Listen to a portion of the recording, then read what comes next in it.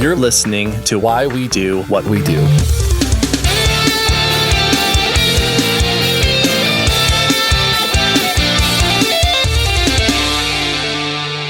Welcome to Why We Do What We Do. I am your historically problematic host, Abraham.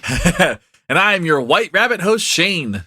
We are a psychology podcast. We talk about psychology, the things that people do, and mental health sometimes. And sometimes we'll dive deep into history to talk about some historical event or figure. And in this case, the latter. We're talking about John B. Watson. Yes, not the Sherlock Holmes wonderful assistant that has helped solve so many cases. We are talking about the man behind Little Albert and the Kerplunk experiment. Great clarification, because I think most people would see John B. Watson and they would think you're talking about Sherlock Holmes. And although that would be fun, that's not what we're doing. This is another fun person to talk about, though. Before we get into that, just a quick reminder that if you would like to support the show, you can always leave a rating and a review, subscribe, tell a friend, hand it a sweater with our logo on it, and wear it around to Christmas parties as your beautiful Christmas sweater. Mm-hmm. I'll talk more about how you can support us at the end of this episode and discussion. But a couple of quick things to point out, just related to numbers mostly. One of those is that we're recording this on January 8th, and that means that tomorrow, January 9th, is John B. Watson's birthday, which is kind of fun. Yeah, wild. Yeah. Synchronicities, baby. It was actually not planned that way. It just sort of turned out that way. So happy coincidence, I guess. But the other thing is that this episode is not published until January 18th. And there's some important things to acknowledge on January 18th. And the first one of those, and just join with me, audience, in celebrating happy birthday for Shane. Yay. He's turning 50. I'm turning 50. I look like I'm in my 30s, but I'm 50. No, I'll be 37. Yeah. It's a nice ripe number. Yes. It equals 10. If you want to get into numerology and all that stuff, it's 10. It's a nice I'm 10 now. prime number. Yeah, I like it. So that's great. Happy birthday, and I won't sing. Thank you. Both for your sake and for the audiences. But they're welcome to send you gifts if they wish. Yeah. We'll post it up, and everybody can tell me happy birthday on our Instagram. It'll be great. Yeah, do it on social media. That's like a thing people do, I think. Yeah, I think so. Well, January 18th shares some other notable holidays, probably largely inspired by Shane's birth and subsequent life. Mm-hmm. That is ongoing and hopefully will be for many decades to come. One of them is National Gourmet Coffee Day, which I think really fits. That's really appropriate. Yeah, way better than my birthday. Also, it's Winnie the Pooh Day, so if you're a fan of being pantsless, then that works. Absolutely. It's also, and again, coincidentally, and just works really well with National Shane's birthday day, it's National Thesaurus Day. Yeah, so good. So good. I love it. I love alternate words. It's also Family Meditation Week, which as I was typing that earlier, I wrote mediation because it's only one letter difference. Very different week. Yeah. Meditation Week is much calmer, I think. Fair. And then it is Brain Teaser Month. So the month of January is Brain Teaser Month. I know that might involve things like crosswords, maybe solitaire type games, Sudoku or something like that. So yeah, that's January. Yeah, and it's also Soup Month. Soup? Which makes sense because it's cold. I mean, I guess I've posited the question of whether queso is soup, and it's really upset people at work because, I mean technically it is. Some people probably eat it like soup. Yeah. So anyway, we'll leave. I'm not going to answer that question for everybody. I'm going to leave that. That's my gift to you on my birthday. It's a brain teaser, really. It's a logical brain teaser. It really is. All right, so send Shane a gourmet coffee and a Winnie the Pooh mug, maybe with a bunch of words on it that all mean the same thing. Yeah, all the words for coffee, I'm totally down. There you go. That sounds great. And then that's celebrating the day. And then just, meditate this week, solve a Sudoku puzzle, and eat some queso soup.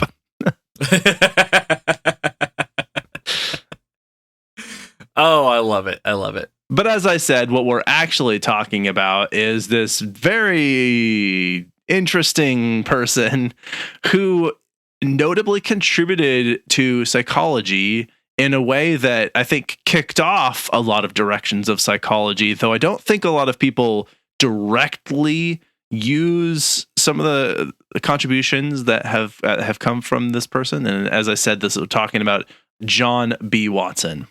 Yes, and I think maybe something that we need to start off with up front is understanding that a lot of his work happened in the early 1900s. Yes. And so some of the stuff that's going to come up is going to be problematic for many reasons. And we'll be sure to point that out and stuff. We don't want to retroactively apply today's standards to a standard of behavior 100 years ago. I don't always think that's fair. But what we will say is it's important to recognize it, important to call it out, and important to recognize that we are moving away from that and moving forward. Yeah. And then also important to recognize that despite that, there were some great contributions to the field that kicked off some things that have been really impactful. And we'll talk kind of like about the challenge of kind of separating the art from the artist, if you will. Yes. Yeah. And so obviously in context, it makes perfect sense that he would say and believe many of the things that he said and believed. And 150 years ago when he was born, obviously that was a dark time for many people in this country, arguably most or all people in this country. And even until the time when he died, we're talking about like just barely getting into like civil rights era. So if that hints at all at what I'm talking about with his beliefs, yes, we'll get to that. Yes. But let's give a little background here and just talk about Watson, who he was, where he came from. Yeah. So John Broadus Watson was a behavioral scientist who lived from 1878 to 1958. He passed away before my dad was born. Yeah. Now, many of his works had direct impacts on animal behavior, child rearing, and advertising. So you're going to find as kind of we go forward, there's like these landmark works that he engaged with that hit on all of those marks. He spent a lot of time working with animals. He wrote a parenting book, and he spent a lot of time working in marketing, and he was pretty successful in all those areas. Yeah, kind of the three main pillars of the Watson legacy, if you will. Yep. And so he was born, as you said, in 1878 in South Carolina. He was born, unfortunately, to a circumstance with parents that was maybe not the recipe for a really good upbringing in his childhood, which was an alcoholic father and apparently an extremely devout religious mother, a fact about which he attributes his atheism later in life. He was actually one of a very, very small handful of people who were sort of outspoken about their atheism during a time when that was not something people were very outspoken about. Yeah, it was a pretty big deal. Now, while he found education important to the success of people in general, he struggled in school as a youth. So it's one of those people, I don't know if you had this experience in school. I didn't struggle in school because I was just kind of like, I'm here, I'll just do the work and move on. But I know that like some people that like tend to do really well in school struggle with school because they're like, they kind of like, they have a high intellect. So they do poorly in school because they're bored. You know, you kind of always hear that. Yeah. He was actually arrested twice during his time in grade school, one for fist fighting and one for discharging a firearm within the city limits. Just total kid stuff, you know. I feel like, I'm going to say this, both of these things are a sign of the times, also contextually appropriate in the South.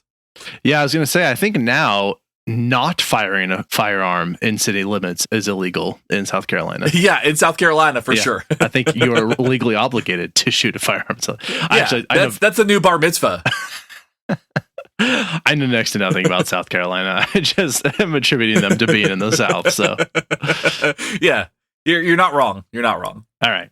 Well, in 1894, so at this point, Watson is 16. He was accepted to Greenville, South Carolina's Furman University, where he would begin studying psychology.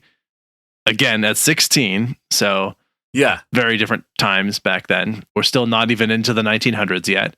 Many on campus called him quiet, lazy, and insubordinate, and he made a few friends at the time. So, I don't know, he was making it through, I guess. Wasn't really ready for that college life, if you will. He was picking up jobs on campus to pay for his school, to sort of get his way through. And eventually, he actually did graduate with a master's degree at the age of 21. It only took him 5 years, So at least some things never changed. Yeah, and also the picking up jobs to pay for... picking up odd jobs to pay for college, that's fair too. Yep. Now, he would eventually begin studying at the University of Chicago, where he would obtain his PhD in psychology in 1903. And in order to get his PhD, he had to successfully defend his dissertation, like we all do. Right. And his dissertation was called Animal Education, and it focused on neurological processes as they related to learning in rats. So he was interested in learning, like learning behavior and all that stuff, and kind of the process of learning, specifically focusing on rats. And he actually discovered that brain myelination. You got it. Ugh, can't say that's. I have such a hard time with soft letters. And he found that like brain myelination and learning abilities were correlated. That's what he discovered in his dissertation, which is a pretty groundbreaking stuff for 1903. Sure. Or like in that time, and also for like neuropsych, which was a fairly new study at the time. Yeah, exactly. And that is something that has continued to be something that we know is part of learning. Like that is the thing that happens. So cool there. And his dissertation, I want like everybody to think about that. Like truly what a dissertation is it's a study and you do this stuff, but it's a student project. Yeah. It's really like, it's like most of the time it's the first study that anybody ever does. Right. Yeah. Or it's like early on in one's academic sort of scientific career, if they're going to do one. Yeah. That's pretty cool. I think a lot of people that I have known, myself included, approached the sort of master's thesis and dissertation as a, like, this should be groundbreaking work. And I'm like, it really isn't supposed to be. Like, use your career for that, where you can spend a lot of time chasing answers. And I think if I'm not faculty anywhere, but if I were, my advice to my students would be like, do the work that will help you graduate. Do a replication, do a basic extension, do like an analog study, like whatever it takes to like get you out the door is really the name of the game here. Yeah. First of all, here's my main. Sorry, this is a huge side tangent we're getting on here, and I'm sure some people are going to disagree with me, and that's great. Like, definitely disagree with me. Like, that's awesome. Sure, more than happy to have that happen. But the reason you don't want to do this as your dissertation is, first of all, fairly unlikely to be successful. Some people might. That's cool. But like, you're going to have a hard time asking a question that's going to allow you to do groundbreaking work. You're going to have a hard time doing it in a timely manner. Your advisor has got a lot of other things going on. They'll probably just say yes. And then they'll be like, wait, this is way too big of a project for me to actually help with. So it's just a lot, you know? And then the other thing, as I said, is like, really the goal should be do what it takes to demonstrate the competencies needed to graduate. People don't graduate with PhD because they changed science. That happens sometimes, and cool for those people, but like, I wouldn't have that be your primary orientation to it. Right. I think that's perfectly fair. Like, the best dissertation is a done dissertation. Yes. Is what I've always heard. Yes. That I love that. Okay. Well, huge side tangent. We'll get back on track now. Actually, you know what? With all of that side tangent, maybe it's best we just take a break, let the ads do their thing, and then come back.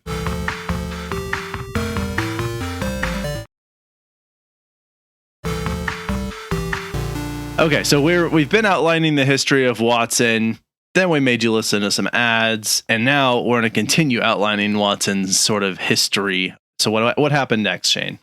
So he actually ended up leaving University of Chicago and ended up taking a job working at Johns Hopkins University. And this happened in 1908. He actually served as the chair of the psychology department at Johns Hopkins, which was really pretty impressive. And he eventually left academia in 1920, following a little bit of controversy. This is where he was already getting himself in trouble, but this is kind of where you start seeing him get himself in a little bit more trouble. As the chair, a lot of people would sit on him, but yes. He invited it. Just kidding. Yes. Yeah, real problematic.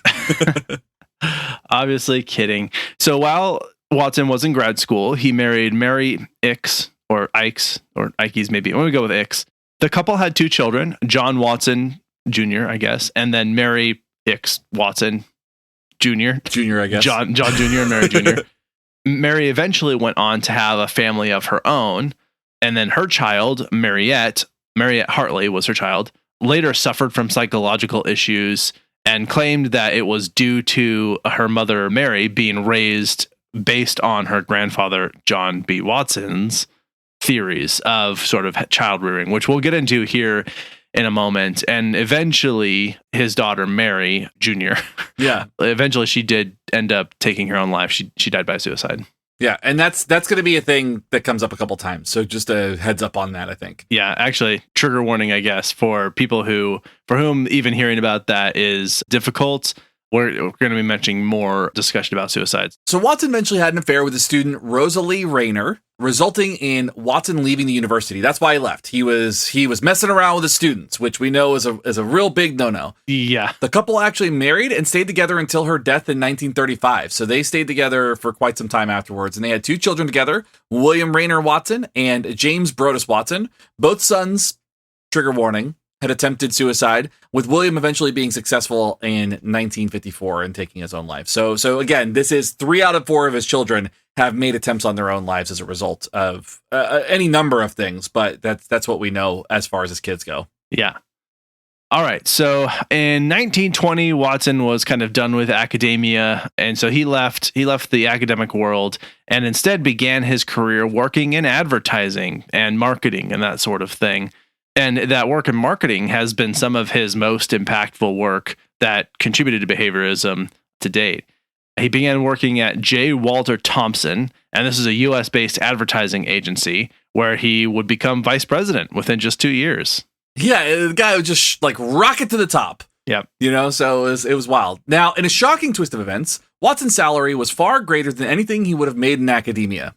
Who would have thunk it? That is shocking. Working in the private sector. Could you imagine working in the private sector and not academia, and then being surprised with a paycheck probably double what you would make as a professor? So, fun stuff. That's right. Yeah. The value of sales versus value of education. Wild. So during his time in this marketing advertising sort of world, he is credited with high profile and successful ad campaigns related to personal care products like creams and deodorants and toothpaste. If you are a Patreon member, you could potentially get access to some, Shane was able to find an ad from the 1950s here or 40s maybe. Uh-huh. It's for what looks like a kind of deodorant maybe. Uh-huh. It's called Armhole Odor. Odorono? Oh, Odorono, yeah. Odorono. Yeah. Odio-RO-NO. And it looks like it comes in a nail polish bottle. Right. It very much does. Yeah. So I guess you swab that in your crevices and it makes you less stinky. That's the worst sentence I've ever heard. Swab that in your crevices. I feel like that needs a trigger warning. So that was the thing. He is also known for helping to popularize the idea of a coffee break through Maxwell House coffee ads. So I guess that's something else we have to thank him for. Yeah, and you can actually look up the coffee commercials that he was responsible for, and it's pretty interesting that you can see it's almost like where the infomercial template came from. Okay. Like you can see where Billy Mays got his ideas of that's not all. Yeah. It has that feel for it. And you're like, this is kind of his idea. Now, Watson would eventually retire in 1936 at the age of 65. Good timing, I would say, where he would eventually live out the rest of his days on his farm, passing away in 1958.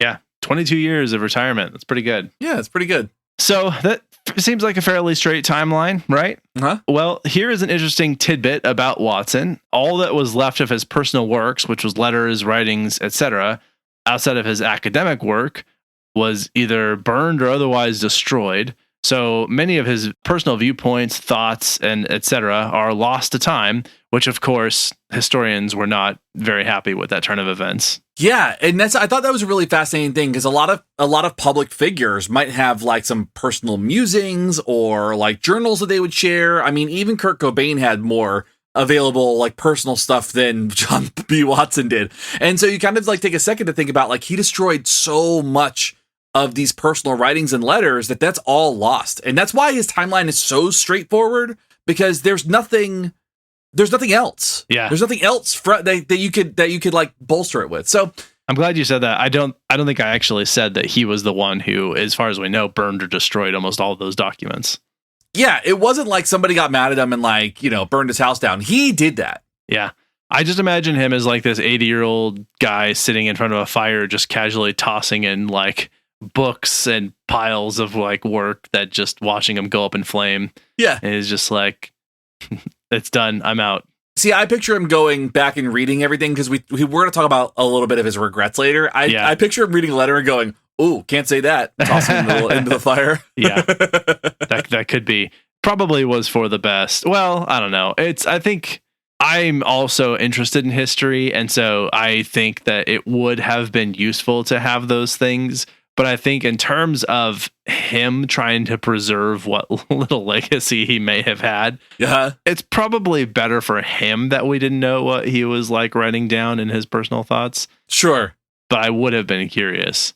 Yeah, and like I said, this is all going to come up in a little bit. So I think one thing that is going to be important to note, because you've got this guy who seems to have come out of nowhere and starts doing all this really cool research, but he had these major influences that he continually cited as part of the reason why his work came about. And so throughout all of his psychological work, Watson noted several of those major influences that were strongly influencing what he was interested in and what he tried to work away from. And so maybe we can go over a couple of those people.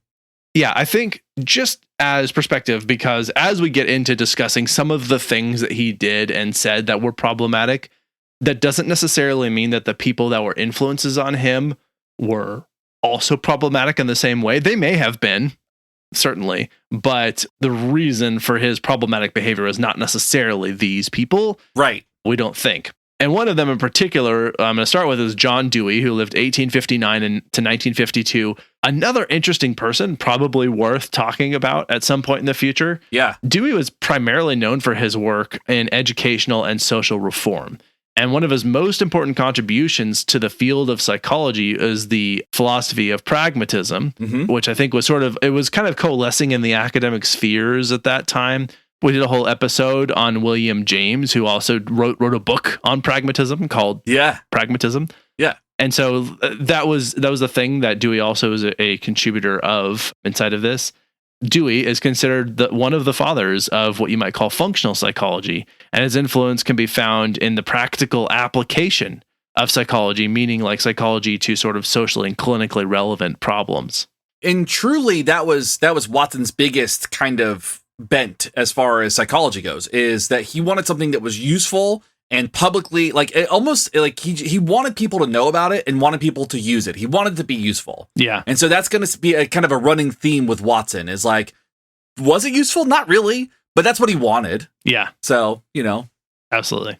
Now, Watson began studying philosophy under Dewey, and it shaped Watson's viewpoint of objectivity in his work. So a big part of the other side of this was that Watson really wanted things to be very objective. And so through Dewey's influence, Watson aimed to make the science of psychology a more acceptable scientific practice within the scientific realm. Because remember, this is all pre-World War II and before that big psychology boom with psychological testing and all that. So this is still kind of like a blossoming, burgeoning thing. Right. Psychology was not always regarded as being very scientific. Right. It was definitely much more philosophical for a very long time. And it was during the 1800s, the late 1800s, that there were many moves being made to push psychology to being a much more scientifically grounded discipline, one in which you relied on data and numbers and math and observation and like record keeping and that sort of thing. And Dewey, I think, was an influence in that way. And I think that Watson found that a very accessible and motivating direction to go. Mm-hmm. Absolutely. So another person here that was very influential, maybe more so than anybody, arguably, was Ivan Pavlov. And we've done a whole episode also on Pavlov. So he lived 1849 to 1936. So right around the time that Watson was retiring is when he passed away. Mm-hmm. Pavlov passed away. Yep. For more on Pavlov, check out our episode on the man with the fantastic beard. Yep. It's so soft because of classical conditioning. Still my favorite behavior analysis joke ever. Yes, that is. I think we made that in an episode and I forgot about it. And then you got me again. Yeah. So I love it. I love it. Double joke power. So Watson found Pavlov's work very interesting. He wanted to simplify it. He wanted to apply it. And so much of the conditioning work that was done that helped inform the little Albert experiment was inspired directly by the work that Pavlov was doing, where he was doing these experiments that were just really hard, objective science. Absolutely. Now, the last main influence that gets mentioned a lot in the Watson circles is Edward Thorndike, and specifically the law of effect, because Watson basically thought that Thorndike's law of effect was bullshit. Like, he was just kind of like, nah, that's ridiculous. Yeah. Essentially, he said there were too many subjective elements related to the theory, and this is going to come back later. We're going to talk about this and kind of how Watson eventually accepted this, but didn't ever publicly acknowledge that he accepted it, because he was absolutely using it. But it's one of those things that I thought it was really fascinating. He was kind of like, no, that's not true. And that informed his like scientific inquiry lines. Now, thanks to Watson, we bring you advertising.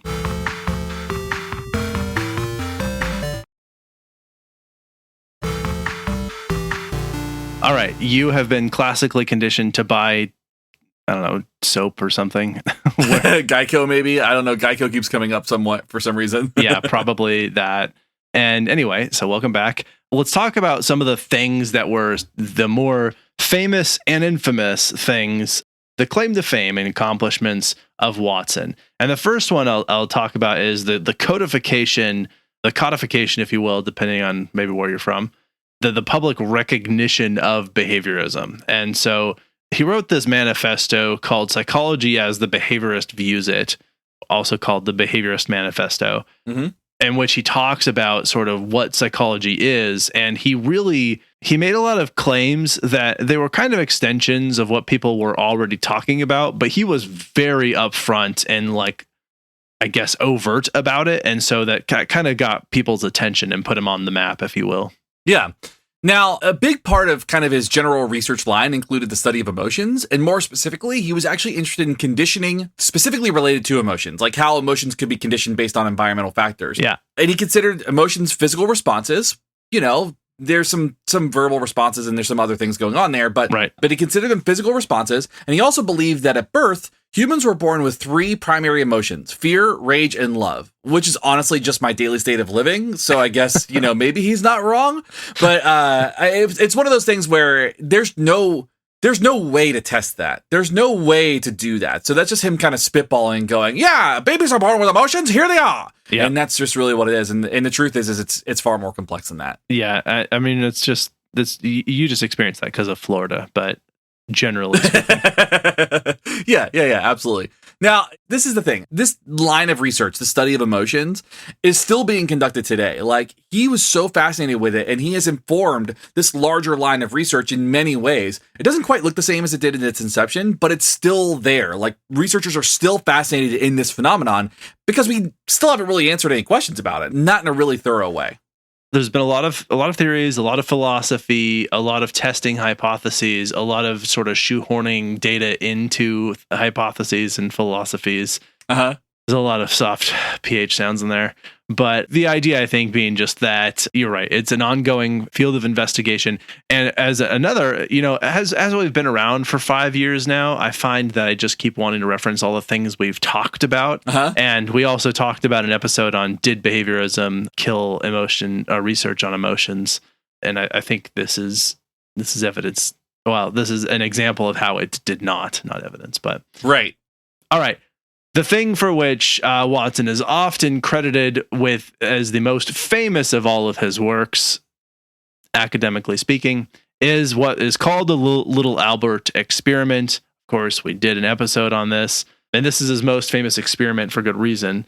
As I said, if you're not familiar with it, we basically read his article that he published on this. Yeah. I mean, we didn't just read it top to bottom. We just talked about it, but we covered the entire thing in our discussion. So we made it like really clear all the steps of what happened. Yes. Basically, just in a nutshell, most people have heard of this, but in case you haven't, or you would like to hear it again, you're getting it.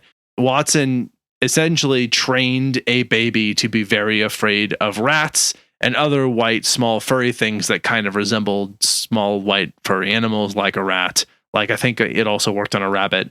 It wasn't as broad as like the color white or like things that were vaguely resembled fur. It was mostly like small, whitish animals. Yeah.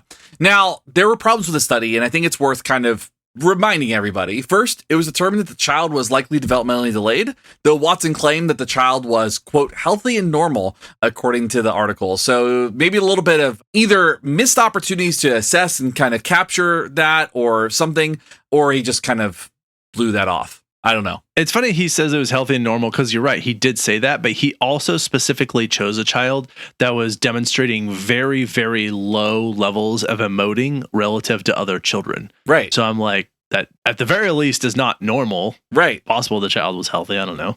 Anyway, they were never able to uncondition the fear of the rat after conditioning the fear response because the child left the study before they were able to get to that point.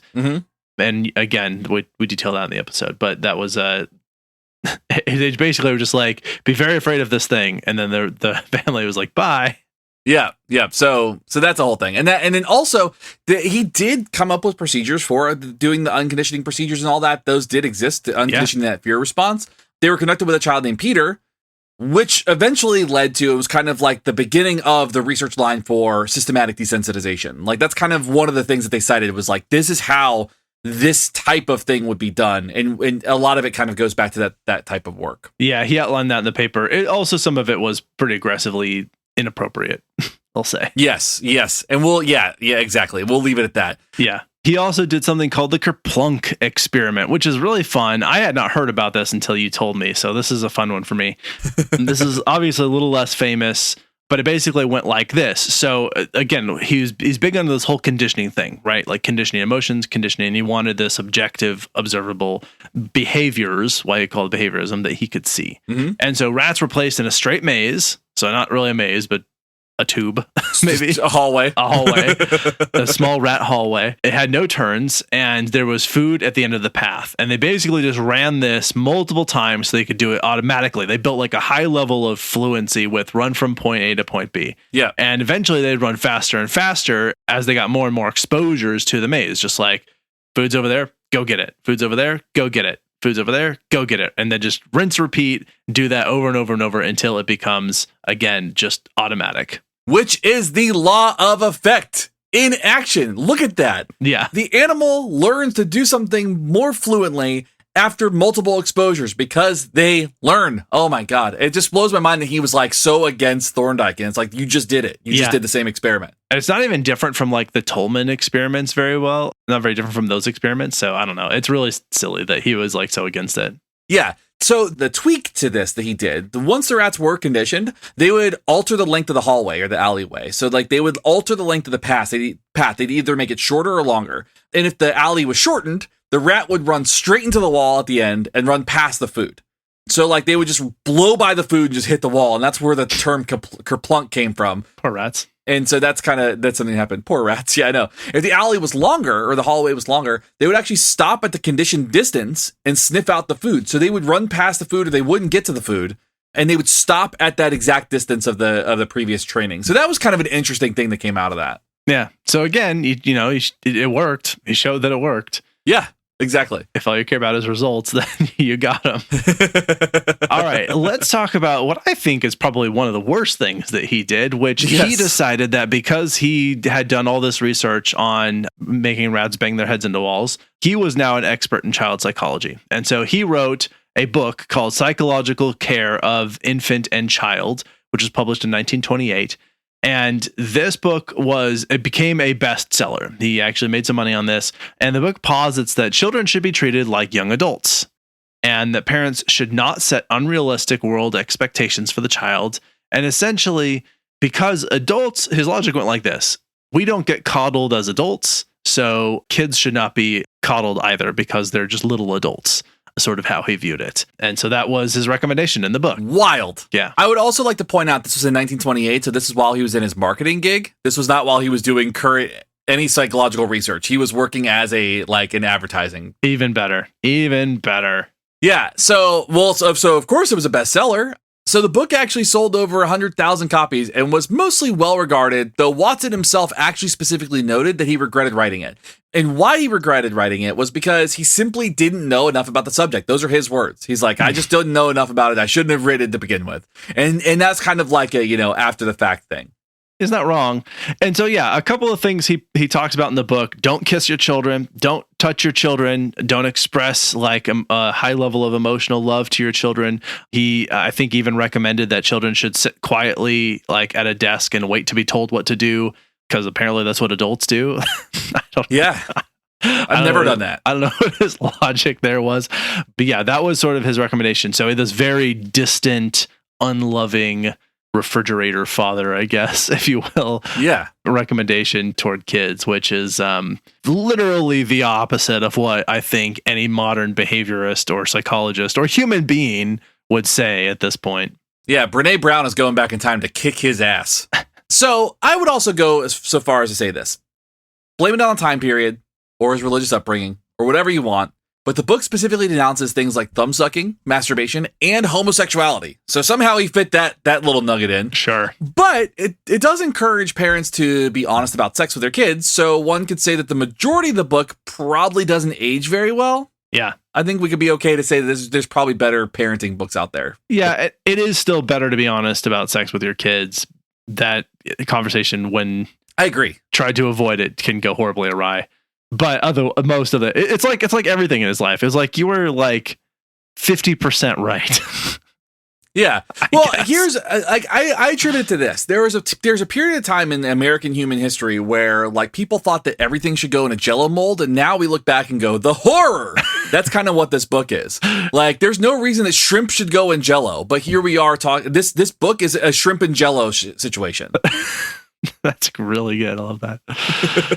So we talked just briefly about this thing called methodological behaviorism, which sounds very technical, but essentially it was just a way of orienting to psychology that Watson was like kind of the primary person to whom you would refer if you were talking about methodological behaviorism.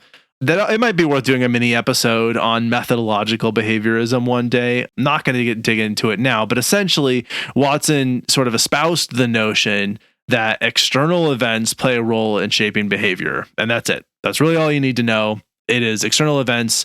Nothing that we do internally or thoughts or feelings or emotions matter with respect to understanding why we do outward behaviors, why we do what we do, if you will. Yeah. He said this. He said the thing. I said the thing.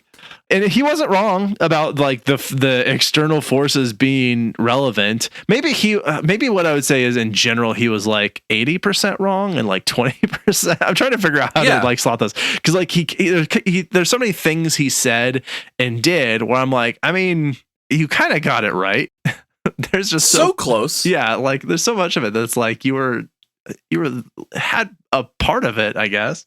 I found that fascinating that like so much of his work informed methodological behaviorism because he was so interested in studying emotions. Right. Yeah. And how emotions and methodological behaviorism do not. Yeah. I mean, unless you kind of go with his theory that emotions are physical responses, but like that's like to me there's no overlap there, and I thought that was a really fascinating thing. Yeah. Now, the last little bit that we'll talk about before some other tidbits that are fascinating about him is that he was actually the editor for the Psychological Review from 1910 to 1915. That's a major feat. I mean, you're talking about being the editor of a psychological journal that was pretty impactful because they did put out a lot of stuff. So I do think that is kind of a cool thing that he kind of like a cool feather in his cap that he had. Absolutely. That kind of, I feel like that maybe fits in interesting tidbits. We've got some more of those.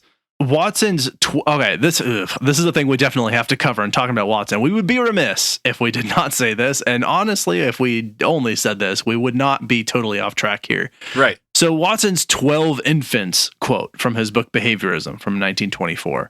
That is a quote that is used so often to talk about Watson and make him sound like his views are these really extreme, outlandish things. And so the quote itself is used in a lengthy argument against eugenics. Again, like you're not wrong, which was eugenics was a common sentiment at the time that the book was written. There are a lot of pro-eugenics people. But in case you're not familiar with the quote, here it is in full. And here's the important part is everybody says the very first part of the quote and they stop and they don't give the last sentence, which is critically important to understanding it. Okay. Yes. Critically important. So the quote goes, quote, "Give me a dozen healthy infants, well-formed, and my own specified world to bring them up in, and I'll guarantee to take any one at random and train him to become any type of specialist I might select. Doctor, lawyer, artist, merchant, chief, and yes, even a beggarman and thief, regardless of his talents, penchants, tendencies, abilities, vocations, and race of his ancestors. Here's the part that people miss. I'm going beyond my facts, and I admit it. But so have the advocates of the contrary, and they have been doing it for many thousands of years. End quote. And it's that last part, is understanding that he's sort of using a little hyperbole to try and make his point. And everyone just stopped at the hyperbole. Yeah. And I think that they miss what I think is the relevant part of his point, which is everybody else has been saying environment doesn't matter, context doesn't matter, experience doesn't matter, vocations don't matter. None of it is important. It's just who you were born to and where you were born and what you are, what your spirit is. And that's been a commonly accepted ethos by a lot of people for a long time. And he's sort of saying like the opposite of that is more true. And again, he's not wrong. He's not 100% right, but he's being hyperbolic, I think. So he's not wrong. I think that quote in full demonstrates, I think that's a great example of how, people get misquoted, but I think it makes sense. I think when you read it like that, you're like, okay, yeah, I'm speaking beyond my facts, but so is everybody else. So let's go ahead and take a step back and maybe, do something different here. Exactly.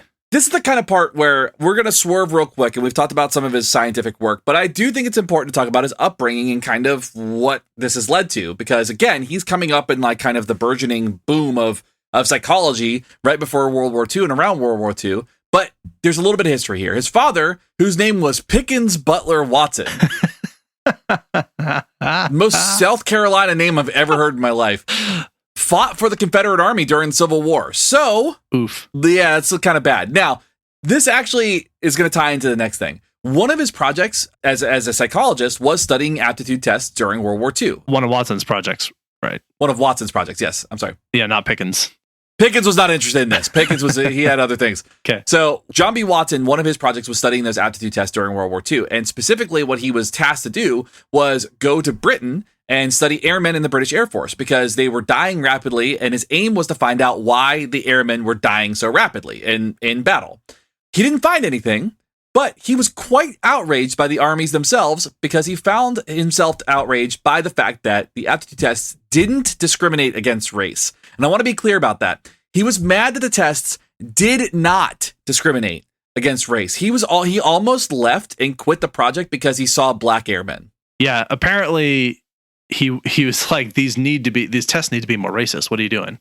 That's exactly it. Yeah. So it sounds like a real apple tree scenario here, right?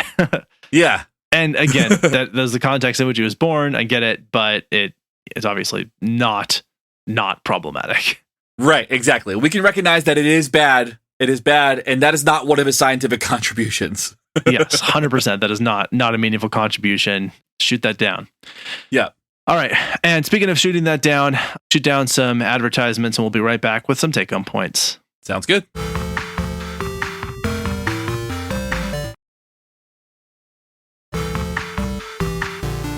All right, we're back. Let's go ahead and have a quick few take-home points about Watson. My first main take-home point is that while he went about it in a ton of kind of roundabout ways, his ultimate goal was to make psychology useful for people. And I think that's a worthy goal. Like, he wanted something that was applicable, and you could kind of see that from the Dewey work and stuff like that. He was fallible. He made many, many mistakes along the way. And arguably, he was a product of his time, being homophobic and racist and all that. That's not forgiving those things, but it is also important to recognize that existed and that he also contributed to the work and informed much of the work through his scientific contributions. Yeah. So I think if I were to sort of sum up what I think is really relevant to know about Watson is that he did, as I said, he kept on doing things that were like, they were right in a way. A lot of what he said and did was wrong, but there were things that he did get right, particularly in understanding and like showing through his experiments that like some of his theories his hypotheses were testable, and oftentimes he was able to confirm his hypotheses. Like, he did the science thing, right? And he did it correctly. In many of these instances, a lot of the ways that he arranged them were still problematic. Yeah, but he did get the results. So it's like, again, 80-20. It's like 80% right, 20% wrong. And so he, there were some things he did that were valuable and it's worth knowing about, at least just from a historical perspective, that it was there. So yeah, not my hero, but, an interesting person, I guess.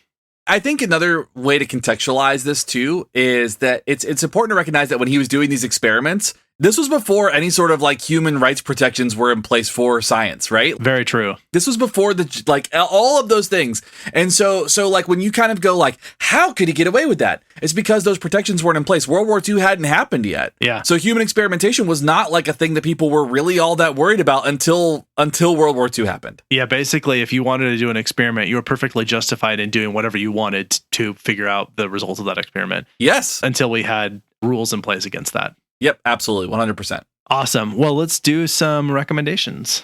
Let's do it.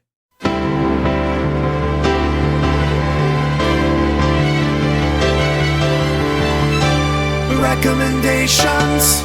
I am recommending a movie I saw recently. It was in theaters last year, and it is currently streaming on some streaming platforms. And this is a little movie with Anya Taylor-Joy and Ralph Fiennes called The Menu. And this is you would see the word The Menu, you'd think that looks boring. You'd see that it's about a fancy dinner party and say that looks boring. It is not. It is a wild movie with some unexpected twists and turns. And it's not like a happy ending, but like a resolved ending that feels complete, at least. Sure. I did enjoy it. I'll probably watch it again. I think it's worth the time. So go check out The Menu. I've seen trailers for it. It looks fantastic. It's been on my list, my watch list for some time. So that's awesome. All right. My recommendation is a record label because recently they did this really cool thing where they found like some inventory that they had lost. And so to get rid of it and clear their shelves, they did these really cool deals, these bundles where you can get like, a mystery bundle of records and stuff. So I spent a little bit of money and got 10 records for really cheap and all really good records. Wow. And that record label is called Top Shelf Records. Cool. They have a pretty good mix of bands on this. They've got some cool emo bands, like they've got Into It Over It is on it, Dikembe is on it, but then they've got some really like Full of Hell is on it, or like had put out records on it, and they're like a really crazy black metal band, and they've got some screamo bands on it. They've got a really cool mixture of bands on this record label, and the packaging on all the records is beautiful. It's incredible. Like they do a really good job with like putting out really good records. And even if you don't like the music, having the records and like the inlays and stuff are really artful and really thought out and really intentional. And I think that's a really cool thing about this label. So they're worth checking out, and it's worth going through and listening to some bands on it.